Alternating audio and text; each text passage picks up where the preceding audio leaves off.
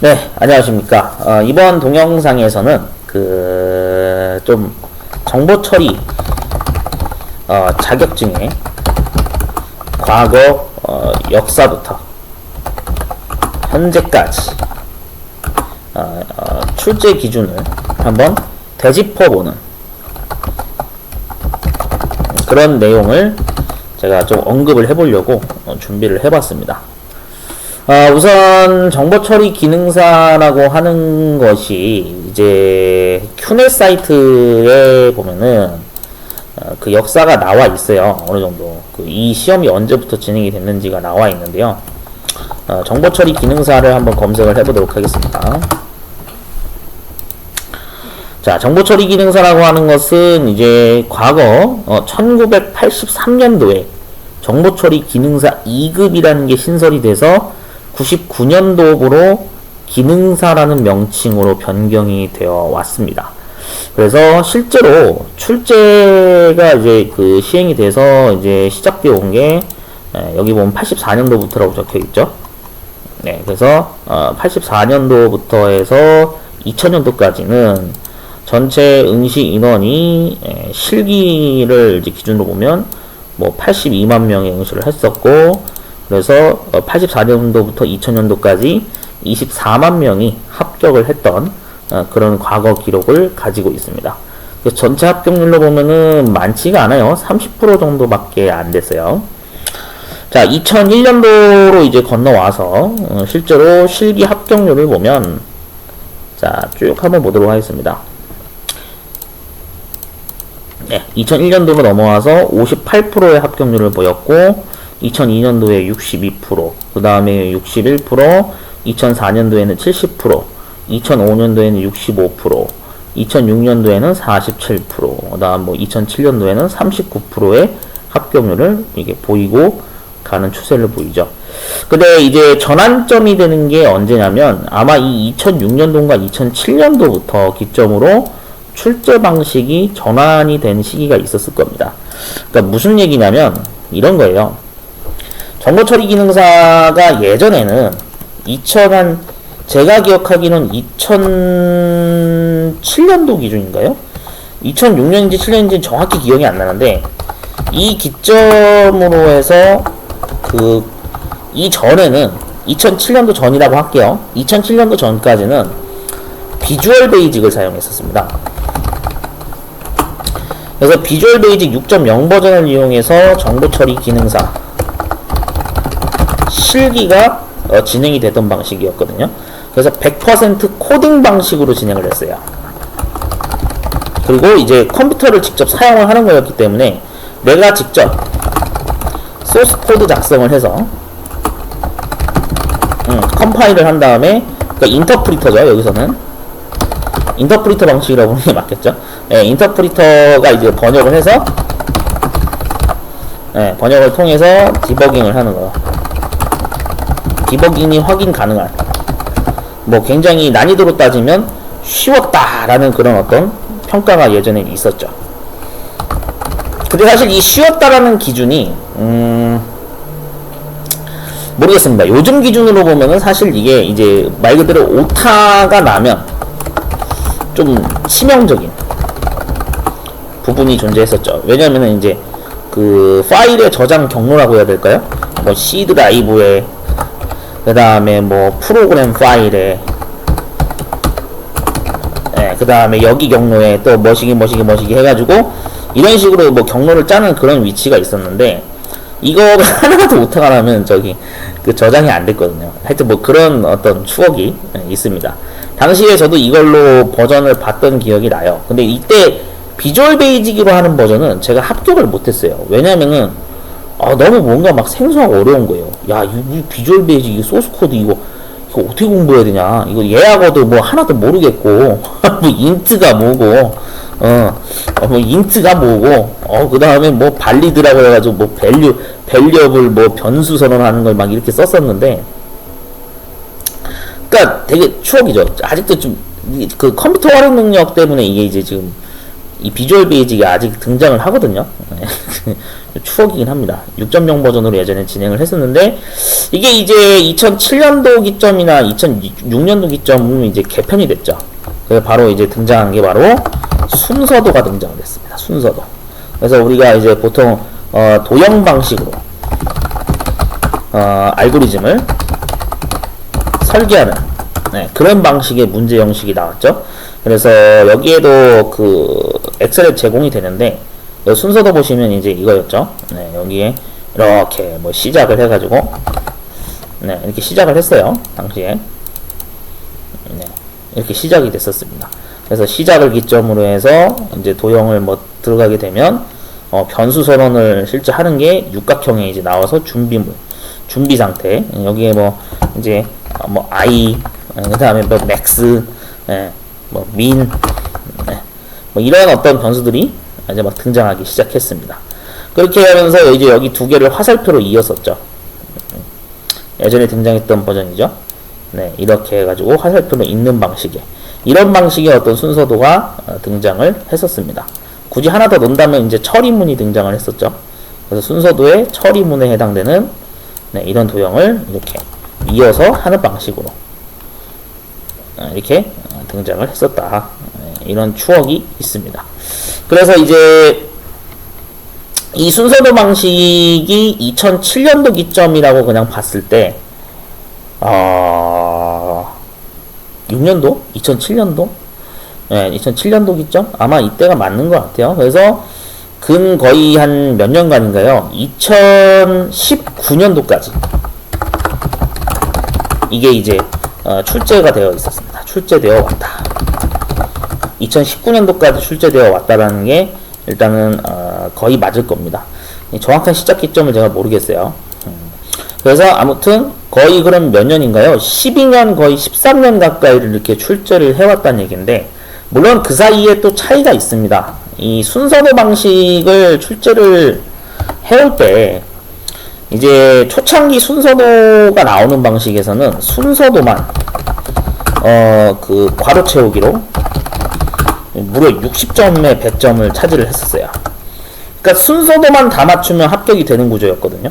그래서 이제 부가적으로 나온 게 이제 뭐 데이터베이스 뭐 한 20점, 그 다음에 뭐 이제 전산 영어 뭐 한 10점 정도 됐나요? 그 다음 신기술 용어 뭐 한 10점? 이렇게 아마 100점이 됐던 걸로 제 기억에 나거든요. 그래서 이것만 다 맞추면 뭐 합격이었는데, 저는 사실 이것도 되게 생소했습니다. 순서도도 도통 이게 뭐라고 써있는지 나는 이해가 안 갔어요. 막 애초에 뭐 수학이랑 담을 쌓은 지가 너무 오래돼가지고 그래가지고 저는 이거를 이제 합격하는데 2년 걸렸습니다. 2년 걸려서 합격했습니다. 정보 처리 기능사를 2년 걸려서 합격했죠. 그래서 당시에 이제 합격을 아마 제가 몇 년도에 했다? 8년도? 2008년도인가요? 그때쯤에 아마 제가 합격을 했을 거예요. 딱 2년 걸렸습니다. 2007년도쯤에 시작을 해서. 그래서 이제 필기는 한 번에 합격을 했으나 실기를 무려 6번이나 거의 떨어지는 그런 대기록을 했죠. 그래서 힘들게 합격을 했습니다. 근데 이제 이게, 그리고 이때는 또 쉬웠던 이유가 왜 그러냐면, 사실 그런 게 있어요. 저는 어려웠지만 대부분의 분들이 왜 쉬웠냐면은, 이게 이제 OMR 카드를 사용을 했었거든요. OMR 카드 방식으로 해서 문제지에서 보기가 한 30개에서 한 50개 정도 주어지면, 거기서 그 괄호 채우기라고 그랬잖아요. 괄호 채우기에 맞는 그 보기 항목의 계산식을 대입해가지고 이렇게 풀어보는 방식이 가능했기 때문에 굉장히 난이도가 얘도 이때까지는 쉬웠습니다. 근데 여기서 이제 조금 더 업그레이드가 됩니다. 과목은 그대로인데 OMR 카드 방식을 폐지했어요. 몇 년도 기준인지 모르겠지만 하여튼 중간에 OMR 카드 방식을 폐지를 했었습니다. 그래서 OMR 카드를 폐지하다 보니까 결국에는 어떻게 되는 거냐면, 시험지 겸 답안지를 같이 사용하는 용도로 이제 시험이 출제되는 방식으로 변했죠. 그래서 이제 이거부터가 실질적으로 주관식의 거의 시작인데, 그래서 이 주관식 방식으로 이제 시작을 하다 보니까 순서도에 무슨 식이 들어가는지 또는 변수가 들어가는지를 내가 정확하게 답으로 필기체로 적어야 되죠. 예. 적어야지만 이게 이제 정답이 인정되는 그런 구조로 바뀌었죠. 그래서 이런 식으로 주관식으로 가다가 결국에는 이제 2019년도를 끝으로 순서도는 폐지를 하고 이제 2020년도 기준으로 실질적으로 어떻게 되냐면 C 언어 그 다음에 자바 알고리즘 이걸 사용하는 방식으로 개편이 됐죠. 그래서 여기서부터가 이제 NCS 출제국이 등장을 하게 됩니다.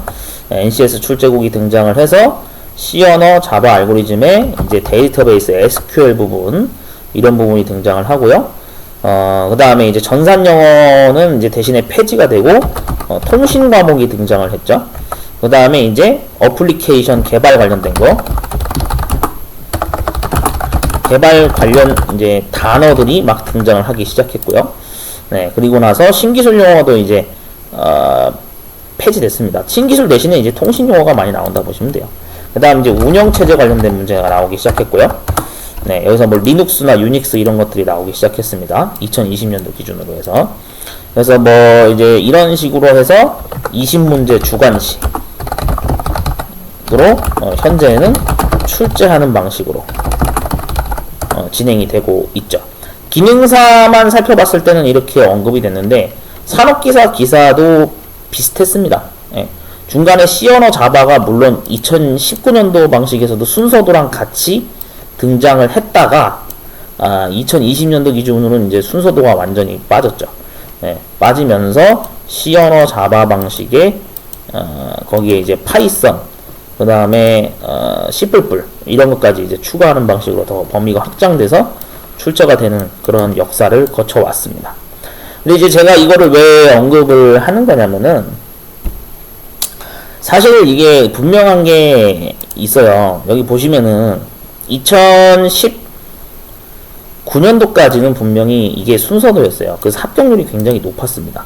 57%까지 찍었기 때문에 문제가 전혀 없었거든요. 절반 이상은 합격했었는데 이제 필기는 뭐 어차피 과목이 개편된 게 아니니까 필기는 항상 50% 이상의 합격률을 유지를 했죠. 근데 문제가 이제 실기가 20년도 개편 이후로 19.4%로 확 떨어지고 그 다음에 이제 21년도에는 39% 조금 더 오르기는 했습니다. 근데 문제가 이제 이번 22년도 1회차에 합격률이 무려 1.7%를 찍으면서 상당히 그 이제 많은 분들이 그 이제 NCS 출제국을 향해서 분노를 하기 시작했죠. 야 이게 도대체 왜 시중에 나와 있는 책대로 문제를 내지 않느냐 해가지고 지금 열받으신 분들이 굉장히 많습니다. 현재는 지금 그런 시기에 와 있죠. 근데 제가 이걸 이제 언급을 한 이유는 일단 그렇게 생각이 들어요. 주관식이라고 하는 것은요. 일단 저의 생각입니다. 저와 생각이 다르신 분들이 있을 수 있는데 저는 개인적으로 그렇게 생각해요. 어려운 겁니다. 주관식 문제를 푼다는 건요. 진짜 어려운 거예요. 저도 그걸 지금 실감하고 있는 게 기능사 그 보건 문제를 보면서도 느끼고 그 다음 산업기사 이번에 22년도부터 이제 20문제 출제되는 방식 봤죠. 그 다음에 기사 시험 같은 경우에도 20년도부로 여기다 좀 적을게요. 정보처리 기사는 20년도부터 이제 20문제 출제가 되고 있고요. 정보처리 산업기사는 정확히 말하면 22년도부터 올해부터죠. 22년도부터 해서 20문제가 출제되고 있고요. 그 다음에 정보처리 기능사 역시 같은 방식입니다. 20년도를 기점으로 20문제가 출제되고 있어요. 그래서 기사하고 기능사가 똑같이 바뀌는 구조로 갔는데 이 정보처리 산업기사 21년도를 딱 기점으로 해서 합격하신 분들은 정말 막차를 타신 거라고 보시면 됩니다. 막차를 잘 탔다 뭐 이렇게 얘기 많이 하거든요. 그러니까 이게 문제가 뭐냐면 이제 전부 다 20문제인데 이게 전부 다 주관식이에요. 주관식이거든요. 근데 원래 NCS 출제국에서 그 산업인력공단 측에서 처음에 공지했을 때 얘네들 개편 기준으로 보면은 반드시 20문제로 내겠다고 하지 않았어요. 정확히는 20문제에서부터 25문제, 그러니까 25개까지도 출제가 가능한 방식으로 이 범위 내에서 문제를 출제하겠다고 그랬거든요. 근데 이제 주관식을 보면은 그렇게 돼 있어요. 우리가 실제로 20문제 기준으로 하게 되면, 그러니까 문제 수를 얘기하는 겁니다. 20문제면은 한 문제당 100점이 5점이에요. 한 문제당 100점이 5점이거든요. 그럼 이번에는 문제 수가 25개가 되게 되면 어떻게 되냐면 100점이 4점이 됩니다. 이래야지만 이게 100점 만점 기준으로 이렇게 채점이 되거든요. 얘는 20문제면은 5점 100점으로 가니까요. 그래서 주관식이라고 하는 것의 지금 현재 그 특징을 보면은 그 동의어나 동의어 또는 어떤 뭐 정답이라고 인정될 만한 근거가 있으면, 근거가 충분하면 채점자가, 채점 담당관이 그 폭넓게 뭐 정답을 인정해 주거나 부분 점수 제도를 현재 운영을 하고 있죠. 네, 이렇게 운영을 하면서 뭔가 60점 이상을 넘기면은 합격이 되는 제도로 지금 현재 그렇게 채점 기준이 진행되고 있습니다. 근데 희한한 게 아직까지 25문제를 낸 적이 없어요. 전부 다 20문제로만 냈고요. 이 문제수 자체를 여기다 좀 적을게요. 21문제 출제한 적 없어요. 현재까지 출제한 적이 없습니다. 이 기점으로 해가지고. 그 다음에 22문제도 출제한 적이 없어요. 23문제도 출제한 적이 없고요. 24문제도 출제한 적이 없어요. 25문제도 출제한 적이 없어요. 전부 다 출제 기록이 없어요. 여기는 다 없어요. 그러니까 오로지 전부 다 100점을 5점짜리로 해서 20문제로만 지금 출제하고 있거든요. 그래서 사실 이것도 사실 좀 저는 좀 이해가 안 가는 게, 아니 왜 공지할 때는 그러면 25문제라고 했냐. 그냥 아예 처음부터 그냥 20문제로 딱 정하든지, 뭔가 그런 기준이 없이 애매하게 이렇게 처음엔 공지를 해놓고 막상 시험이 진행되면 항상 20문제만 나와요. 그래서 향후 앞으로 이 문제 개수를 늘려갈지 어떨지는 지켜봐야 되거든요. 예. 이제 아직 지난 게 지금 진행된 시점이 이제 2년치밖에 진행이 안 됐기 때문에, 산업기사는 이제 막 시작한 거지만 25문제, 20문제를 초과해서 낸 적이 없어요. 네, 이것도 좀 약간 좀 의문점이 들기는 합니다. 왜 이렇게 문제를 더 추가를 안 할까? 네, 그리고 가장 이제 지금 응시자분들이 많이 열받아 하는 게 뭐냐면은, 가장 많은 불만이죠. 책에, 그 시중에 지금 출판되어 있는 정보처리 교재 책의 범위를 벗어나거나 정확히는 큐넷에서 그 명시되어 있는 출제 기준 범위를 벗어난 문제들이 이제 등장을 해서 굉장히 그 원성을 사고 있죠. 네, 이게 어떻게 보면 가장 큰 이슈사항이라고 볼 수가 있는데, 저도 사실 이게 좀 이해가 안 가요. 그러니까 왜냐면 얼마 전에 제가 국민신문고를 제출을 했어요. 기사 시험에서 정답 적는 칸이 명확하지가 않아서 국민신문고를 작성을 했었고, 정보처리 기능사의 경우에는 합격률이 1.7%가 나왔기 때문에 그것 때문에 이제 많은 분들이 지금 민원이나 이의제기를 내셨다고 이렇게 저도 들었거든요. 그래서 가장 크게 이게 좀 이해가 안 가는 게, 얼마 전에 제가 국민신문고를 두 곳으로 제가 민원 제출을 했거든요. 두 곳으로 민원 제출을 했어요. 근데 한 곳은 한국산업인력공단으로 민원 제출을 했고요. 그 다음 또 한 곳은 과학기술정보통신부, 이게 두 곳을 냈거든요. 이유는 왜 그러냐? 여기 큐넷 사이트에 들어가 보면 그렇게 돼 있어요. 관련 부처가 과학기술정보통신부라고 찍혀 있어서 저는 당연히 공단 내부 사정을 모르지 않습니까? 응시자분들도 잘 몰라요. 문제 출제를 얘네 저 산업인력공단 단독으로 하는 건지 아니면 과학기술정보통신부가 같이 껴서 하는 건지 몰라요. 그래서 혹시나 해서 제가 두 군데 민원을 넣었는데 과학기술정보통신부는 민원을 이첩했습니다. 어디로? 산업인력공단으로. 네. 민원 이첩을 했어요. 한국산업인력공단으로. 그래서 결국에는 지금 민원이 어떻게 들어가 있냐면 한국산업인력공단만 2개로 들어가 있어요. 한번 궁금했거든. 얘네가 민원을 이첩을 할까 아니면은 민원 답변을 해줄까. 근데 이렇게 민원을 이첩했다는 얘기는 저는 딱 드는 생각이 그게 생각이 들더라고요. 그럼 얘네는 문제 출제 담당은 아니구나. 과기부가 안 하는구나.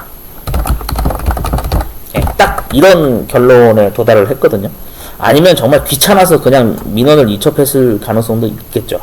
그걸 배제할 수는 없는데 귀찮음. 항상 국가기관은 항상 그렇잖아요. 귀찮음. 이게 항상 이슈죠.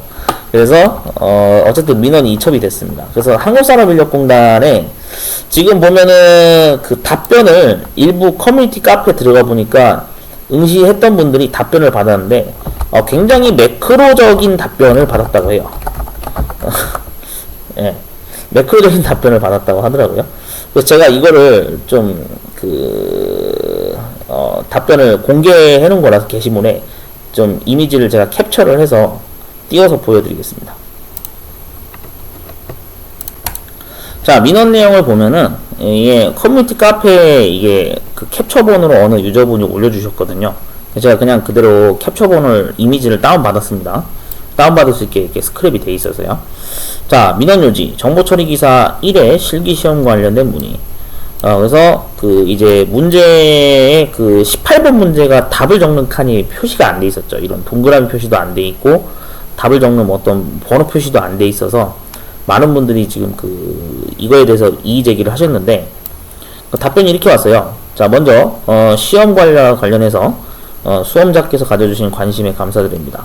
그래서 수험자께서는 정보처리기사 실기시험 문제에 관한 문의를 줬고 해당 문의에 대해서 아래와 같이 답을 해드립니다. 그래서 실기시험 필답형에서는 채점에서는 정보처리 분야의 외부 전문가들로 구성된 다수의 채점위원들을 위촉해서 시험 문제에 대한 사전회의를 진행하고 있고 사전회의 내용을 바탕으로 채점의 객관성을 확보해서 채점이 진행되고 있음을 알려드립니다. 그래서 그 다음에 수험자께서 문의하여 주신 답란과 관련한 사항은 채점위원들에게 전달할 예정이로 채점위원들이 전문적인 지식과 소양으로 해당 문제를 합리적으로 판단해서 채점이 진행될 수 있도록 조치할 예정임을 알려드립니다. 이렇게 적어놨어요.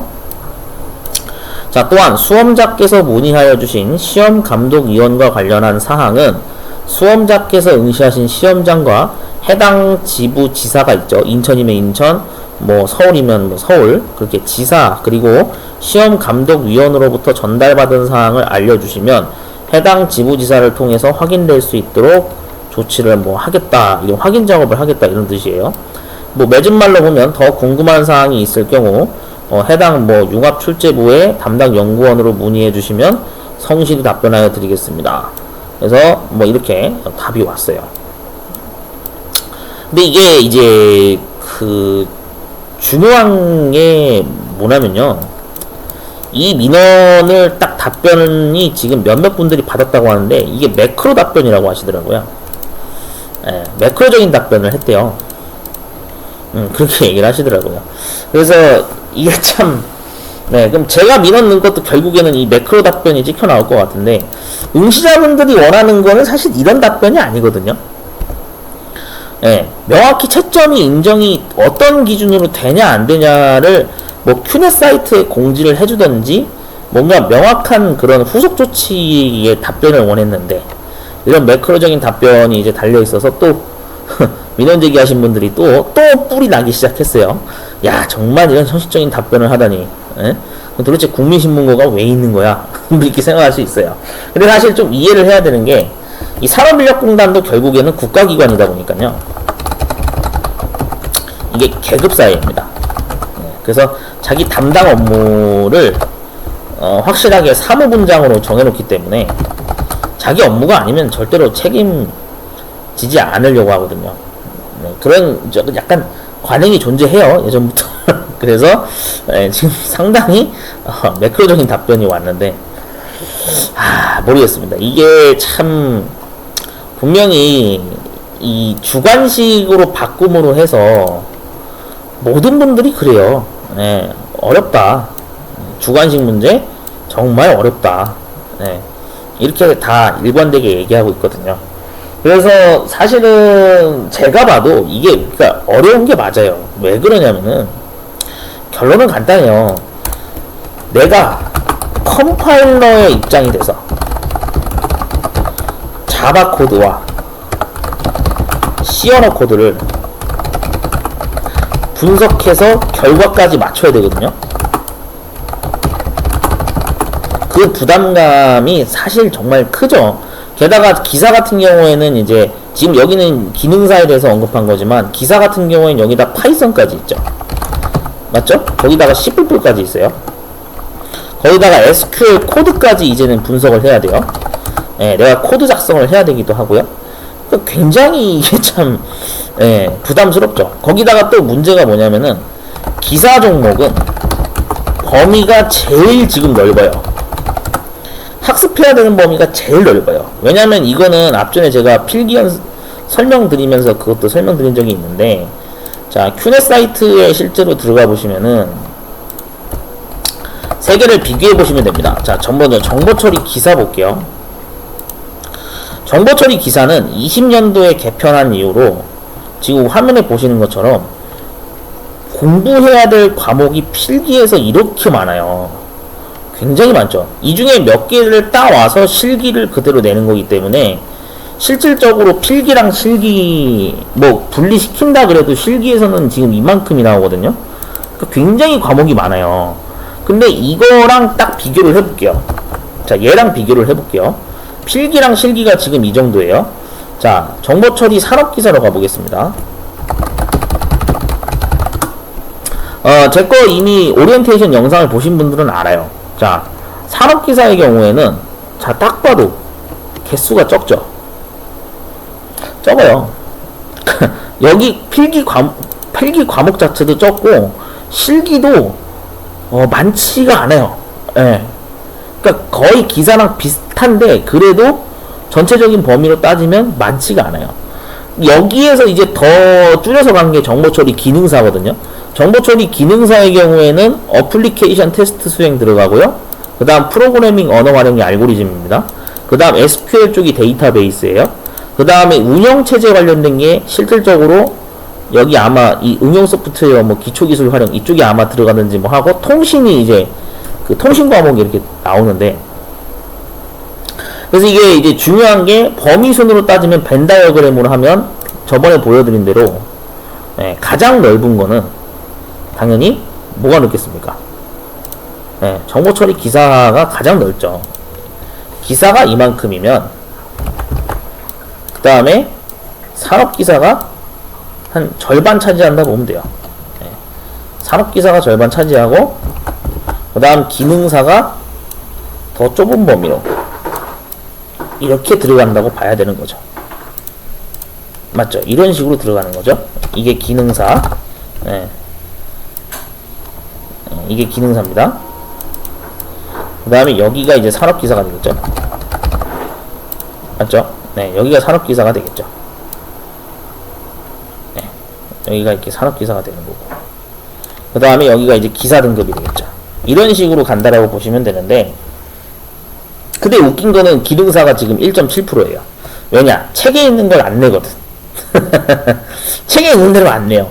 기사도 그래요. 기사 시험 응시하신 분들 최근에 가장 불만이 많은 게, 왜 자꾸 시중에 있는 책에 있는 걸로 안 내냐. 뭐 정보보안 기사에서나 나올 법한 문제를 왜 자꾸 가져오냐. 막 이런 그 불만이 많이 쏟아져 나오고 있거든요. 그래서 전체적으로 지금 정보 처리에 대한 자격증이 민심이 되게 안 좋아요. 막, 좀 그런 것들이 많아요. 그리고 이슈 같은 게 자꾸 생겨나고 있어요. 그, 최근 시험이 진행된 지 아직 2년밖에 안 됐지만, 이게 1년 내지 2년밖에 안 됐지만, 너무 이슈가 많아가지고, 지금, 산업기사는 아직까지 이슈가 된 게 없어요. 뭐, 이제 막 개편돼서 시작한 거니까. 근데, 기사 문제하고 기능사 문제가 계속 끊임없는 지금, 뜨거운 감자로 막 이슈가 되고 있습니다. 그래서 이런 거를 딱 보면서 저는 느끼는 게, 이럴 거면 차라리 작업형 실기로 가는 게 어떠냐. 이런 생각도 전 개인적으로 들거든요. 근데 이게 작업형 실기라는 게 점점 사라지고 있어요. 좀, 자격증 관련된 출제 경향을 좀 지식을 아시는 분들은 아시겠지만, 정보 처리뿐만이 아니고요. 지금 상당수의 여러 IT 종목, IT 분야나 또는 전자 분야까지 포함해서 전자 관련된 자격증 뭐 많이 있죠.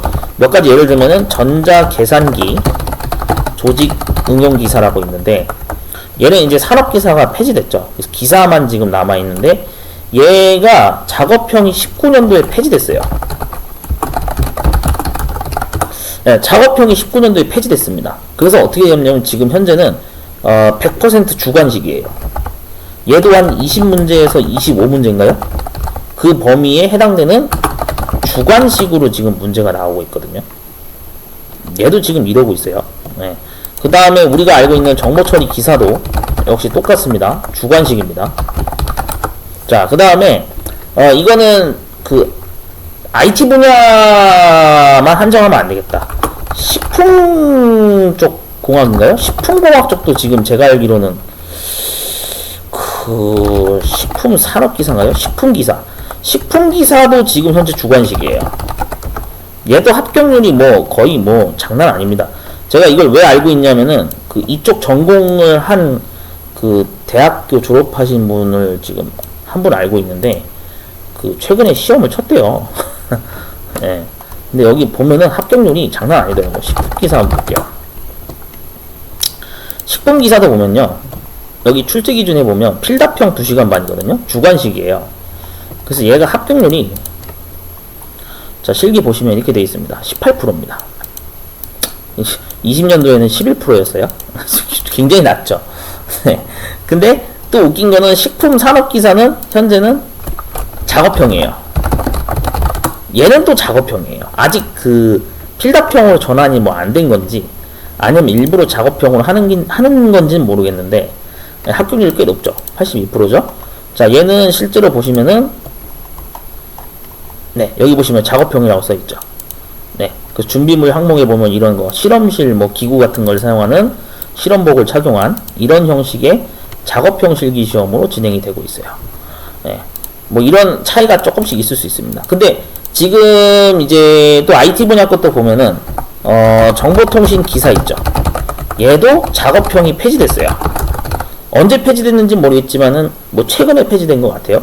그래서 얘도 주관식이에요. 게다가 얘는 또 필기가 또 개편돼가지고 전자계산기 과목을 뺐어요. 네, 전자계산기 과목을 폐지했습니다. 폐지하고 대신에 뭘 넣어왔냐면 컴퓨터 일반이라는 걸 넣었어요. 컴퓨터 일반 뭔지 아시죠? 여러분들 컴퓨터 활용 능력이나 워드 프로세서에 나오는 거, 뭐 그런 겁니다. 그런 거. 네, 그 과목이 지금 현재 또 출제되고 있어요. 뭐 그 외에도 몇 개 과목 좀 교체한 것 같긴 한데, 정보통신 기사도 지금 이런 상황입니다. 그래서 전체적으로 뭐 여기에 언급은 않지만 등등등, 어쨌든 주관식으로 대부분 이게 지금 출제 경향이 대부분 다 전환되고 있거든요. 사실 이게 저 개인적인 생각인데, 주관식이 많아지는 이유는 그건 것 같아요. 그러니까 이걸 기사 시험이나 산업 기사를 응시하시는 분들이 대부분 이제 전문대 이상의, 또는 뭐 4년제 대학교를 보통은 졸업을 하신 분들이나, 네, 졸업하신 대상자분들이나, 또는 아니면은 뭐 이제 학점은행제 대로 이수를 맞춰서 응시 조건을 이제 가능하게 하신 분들, 네, 이런 대상자분들이 이제 아마 많이 응시를 하는데, 실제 대학교에서도 보통 중간고사, 기말고사 치면 주관식 그 시험으로 제가 알기로는 대부분 과목들을 보는 걸로 알고 있거든요. 물론 이제 그 이제 공학계통 쪽에서는 이걸 작업형으로 해가지고 컴퓨터로 뭐 답안 제출하거나 뭐 요즘에 뭐 숙제 제출하거나 뭐 그런 식도 있겠지만, 어쨌든 중요한 거는 이게 이제 주관식 패턴, 이게 고학력자분들이 많이 응시를 하다 보니, 야, 앞으로는 이제 공단 측에서도 그런 것 같아요. 저희 개인적인 생각인데, 야, 주관식으로 시험 진행을 하는 걸로 바꾸자, 이런 의견이 많이 그 의견이 나왔나 봐요. 그래서 그런지 유독 이제 작업형을 폐지하고 이런 전자 분야나 뭐 식품공학 분야나 IT 분야 쪽에서 점점 이제 작업형을 막 폐지하고 있죠. 단적으로 보면 그러니까 그런 겁니다. 과거에는 이 전자계산기 조직응용기사도요, 원래는 이 주관식도 일부 있었지만 작업형도 존재했었어요. 예. 필답형 주관식도 있었지만 작업형도 존재했었거든요. 근데 이 작업형에 이제 뭐 그런 게 있어요. 납땜. 예, 여러분 많이 아시죠? 납땜. 막 인두기 가지고 막 납땜하는 그런 작업형도 있었는데, 차라리 작업형이 편하다 그래요, 사람들이 아직도. 왜냐면은 작업형은 실격이면 딱 그 자리에서 바로 실격 판정을 내거든요. 그런 게 명확해요. 근데 필답형은 문제가 뭐냐면은 규정을 지키는 걸 다 지켜도 이게 정답이 뭐 복수 정답으로 뭐 인정이 되냐 안 되냐 그런 것도 따져야 되고, 그 다음에 이게 뭐 정답이 그냥 한 가지만 있는 게 아니라 여러 가지가 폭넓게 인정이 되다 보니까 매번 채점을 할 때 뭐 100점도 막 다르고 막 복불복이었어요. 지금도 그러거든요. 그런 사단이 지금 여기서 일어나고 있는 건데, 그래서 아무튼 이게 이제 그 필답형으로만 남다 보니까, 야, 이제 시험 준비하시는 분들이 막 죽을라 그러는 거예요. 예, 아, 정말, 야, 죽겠다. 야, 이거 주관식 공부하는 게 정말 어렵다. 막 이런 얘기가 나오고 있거든요. 네, 그래서 아무튼, 뭐, 주저리 제가 좀 떠들기는 했는데, 방법은 어쩔 수 없습니다. 어차피 문제 출제를 하는 거는 인력공단에서 하거든요. 네, 그러면은, 뭐, 저같이 힘없는 응시자 입장에서는, 뭐, 그 룰에 따를 수밖에 없죠. 물론 이제 이의 제기는 할 수 있겠죠. 야, 문제를 너무 이상하게 내는 거 아니냐, 그렇게. 민원 제기는 언제든지 할 수 있으니까요. 근데, 저는 개인적으로 그 생각 듭니다. 앞으로 이 기사 등급 자격증은요, 정말 거짓말 안 하고 쉽게 내줄 거라는 생각은 안 들어요. 저의 개인적인 생각입니다. NCS 출제국이 있는 이상, 사실 NCS 별로 안 좋아하거든요. 저도 NCS를 좋아하는 사람들은 아마 거의 없을 거예요. 저만 그런 게 아니라 다 대다수가 그럴 겁니다. NCS? 마음에 안 들어. 그 생각을 하시는 분들이 많을 거예요. 예, 뭐, 이것도 사람마다 생각이 다를 수는 있습니다. 근데 대부분이 그럴 것 같아요. 왜냐면 얘네가 문제를 출제하면서, 너무 어려워. 막 이런 경우가 많았기 때문에. 방법은 어쩔 수 없습니다. 공부를 정말, 심화, 학습을 하는 방법밖에 없죠. 사실 주관식 맞추는 게 쉬운 게 아니에요. 예, 저도 그 생각은 들어요. 항상 매번 시험 보면서 느끼지만, 주관식을 맞춘다는 거는 정말 어려운 일입니다. 예, 그러니까 지금 현재 이 취업 준비를 하기 위해서 기사 시험이나 산업기사 또는 기능사 시험을 준비하시는 분들이 너무나도 많은 진짜 고생을 하고 있다는 거를, 저도 공감을 해요. 저보고 다시 지금 기능사 시험이나 산업기사 이 계열 시험을 보라 그러잖아요. 이 정보처리 거. 아마 저도 떨어질걸요, 아마. 그만큼, 난이도가 완전, NCS, 참 무서운 기관이에요, 진짜. 응시자분들, 제가 오늘 이번 동영상에서 남긴 거 참고하시면서, 이게 왜 주관식으로 점점 이게 변화가 일어나고 있는지에 대한 어떤 그런 흐름을 좀 이해하는데 도움이 됐으면 좋겠습니다. 물론 저도 그렇다고 절대 산업인력공단을 좋게 보지 않습니다. 최근에 문제 출제하는 거나 어떤 이런 크고 작은 사고가 자꾸 일어나면서 점점 이미지가 좀 안 좋아지고 있는 건 맞는 것 같은데, 어쨌든 뭐 지적할 건 지적하고, 이거는 뭐 잘하는 건 잘했다 이렇게 또 칭찬도 하고 그래야죠. 아무튼 뭐 우리 대한민국이라는 그 사회 분야 전반에 있어서 좀 많은 영향을 주고 있는 기관이 산업인력공단이기도 하니까요. 저는 그런 생각이 들더라고요. 자, 그래서 한번 주저리주저리 한번 좀 과거부터 현재까지 쭉 한번 떠들어 봤습니다. 자, 그래서 혹시나 그 정보처리 자격증을 준비하시는 분들 있잖아요. 이번에 떨어지셨다라고 한다면 포기하지 마세요. 포기하지 마시고 계속 도전하세요. 가장 좋은 건 뭐냐면요, 포기 없이 계속 도전하는 겁니다. 만약에 필기 유효기간이 끝났다, 그러면 다시 필기 응시 다시 하면 돼요. 다시 재도전하는 거예요, 실기.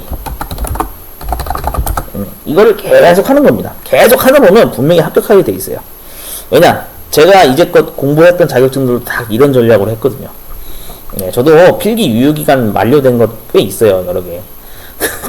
귀찮아서 안 한 거기도 있는데, 정말 그 어려워서 진짜 내 실력이 모자라서 떨어진 것들도 있거든요. 그렇기 때문에 기능사도 그런 것들이 많이 있어가지고 저도 되게 좀 무식하거든요. 많이 실력이 모자라니까, 야, 이런 사람도 이렇게 열심히 노력하는구나 라는 걸 사례를 보시면서 좀 많이 노력하셔서 꼭 합격을 했으면 좋겠습니다. 그리고 무엇보다 중요한 거는 정보처리 기사를 보시는 것도 중요한데, 이 전자계산기 조직 응용 기사도 좀 많이 응시를 하시면 좋을 것 같아요. 이게 응시 인원이 좀 적더라고요. 사실은 이 둘 다 정보통신공사협회에서 인정해주는 자격증인데, 전자계산기 조직 응용 기사는 많이 적은 것 같습니다. 실제로 지표를 볼게요. 아까 정보처리 기사 같은 경우에는 그 응시 인원이 여기 통계를 보시면요, 굉장히 많아요. 5만 명 단위를 지금 거의 평균으로 웃돌고 있거든요. 근데 전자계산기 조직 응용 기사는 제가 볼게요. 전자계산기 조직 응용 기사 응시 인원을 보면 지금 현재 많지가 않죠. 굉장히 적죠. 뭐 필기도 뭐 해봤자 700명대고 실기도 500명대밖에 안 돼요. 이게 아마 좀 관심 바뀌셔서 그런 건지, 아니면 얘가 인지도가 없어서 그런지 모르겠는데, 제가 봤을 땐 이것도 분명히 나름대로 준비를 해두시면 분명히 도움이 될 거라는 생각이 저는 들어요. 물론 이런 IT 분야에서 야, 동떨어진 자격증 이걸 왜 준비해? 이런 의견도 있는데, 정보처리 기사만 냅다 그냥 준비하시는 것보다는, 맞잖아요. 우리가 만약에 경력자 수첩을 맞추실 예정이신 분들이라면 꼭 정보처리 기사만이 루트는 아닙니다. 이런 자격증도 있다라는 거를 좀 참고하시면서 준비를 하시는 게 어떨까 하는 생각이 들더라고요. 저도 이거 이번에 준비할 겁니다. 전자계산기 조직 응용 기사를 3회차 22년도 3회차 시험 일정에 맞춰서 필기부터 이제 응시하고 그다음 실기까지도 이제 갈 예정에 있거든요. 계획을 잡아놓은 상태이기 때문에 관심 있으신 분들은 이 자격증 한번 준비해보세요. 왜냐면은 이게 과거 정보처리 기사 개편되기 전의 과목이랑 절반이 똑같아요. 50%가 똑같거든요. 정보처리가 예전에 개편 전에 이게 나왔었어요. 전자계산기 과목. 맞죠? 전자계산기 있어요. 여기 전자계산기 구조 있죠. 그 다음 전자계산기 프로그래밍이라는 것도 있고요. 그 다음 자료구조 및 데이터 통신이 있어요. 여기서 자료구조 및 데이터 통신이 나와요. 이 전자계산기 조직응용 기사에서. 그 다음 운영체제, 똑같이 있었고요. 이제 마이크로 전자계산기라고 하는 과목이 또 이제 추가로 있죠. 그러니까 상당수가 거의 대부분이 겹치는 부분이기 때문에, 만약에 정보처리 자격증을 개편되기 전에 공부를 하셨던 분들이라고 하신다면은, 그래서 개편되고 나서 지금도 정보처리 기사를 내가 아직 합격을 못한 상태라고 하신다면, 이 전자계산기 조직응용 기사도 저는 도전해도 괜찮다고 생각이 듭니다. 그래서 이제 실기는 100% 필답형 지금 2시간, 100점짜리 2시간 주관식으로 진행되고 있다라는 거를 좀 알고 계시면 좋을 것 같아요. 자, 그래서 이런 과목이 있다 알고 계시면 좋을 것 같습니다. 자, 이상으로 정보처리 기사에 대한 어떤 그 정보처리 자격증에 대한, 그 다음 여타 자격증에 대한 여러가지 잡담을 한번 떠들어 봤습니다. 잘 한번 동영상을 반복해서 보시면서, 이 사람은, 이 유튜버는 뭐 이런 생각을 가지고 있구나 그런 걸로 그냥 참고사항으로 받으시면 내용에 좀 도움이 됐으면 좋겠습니다. 네, 화이팅 하시고요. 지금 이 녹화 날짜 기준으로 봤을 때 22년 5월 12일 목요일입니다. 자, 그래서 사무자동화 산업기사 보시는 분들 5월 15일까지죠. 5월 15일까지 사무자동화 산업기사 실기가 진행되는 걸로 알고 있는데 남은 기간 응시 예정인 분들 잘 화이팅 하시고요.